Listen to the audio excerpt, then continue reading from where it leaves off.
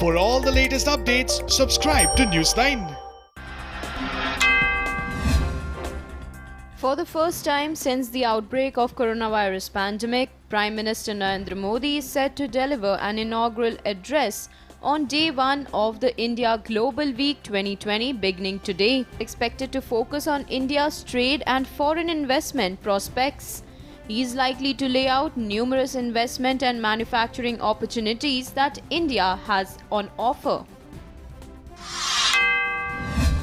US Secretary of State Mike Pompeo, while referring to India-China border tensions, hit out at Chinese, saying they took incredibly aggressive action and said that the Indians have done their best to respond to that. The US Secretary of State also criticized General Secretary Xi Jinping and said that the number of both maritime and boundary disputes that the Chinese Communist Party has engaged in is unequaled any place else in the world.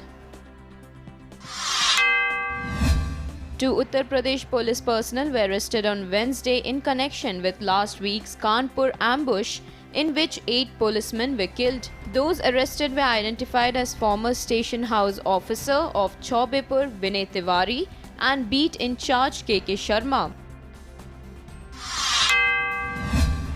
A day after the Central Board of Secondary Education revised the syllabus for classes 9 to 12 for the academic session 2020-2021, in the wake of the situation created by COVID-19, the board on Wednesday issued a clarification stating it was a one-time measure owing to the circumstances.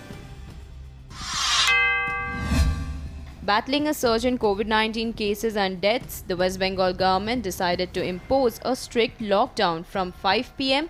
on July 9th in containment zones and buffer zones after merging them. These broader containment zones may be subject to strict lockdown.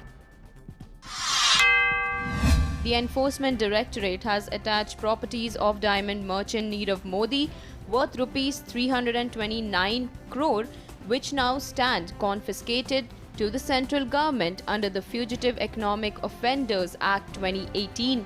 The businessman and his uncle Mehul Choksi, among others, are being probed by the ED on money laundering charges in connection with $2 billion alleged bank fraud at a PNB branch in Mumbai.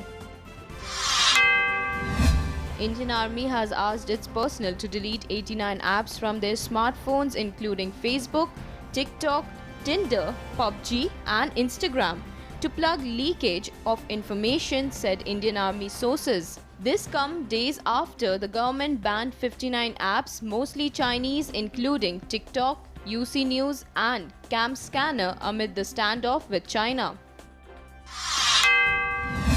India has increased security at Pakistan border owing to the repeated ceasefire violations. In the past 10 days, there have been over 15 ceasefire violations, which also claimed the life of one Indian civilian on Wednesday. The Indian Met Department has predicted that rains will continue for the next 24 hours in Mumbai and Gujarat.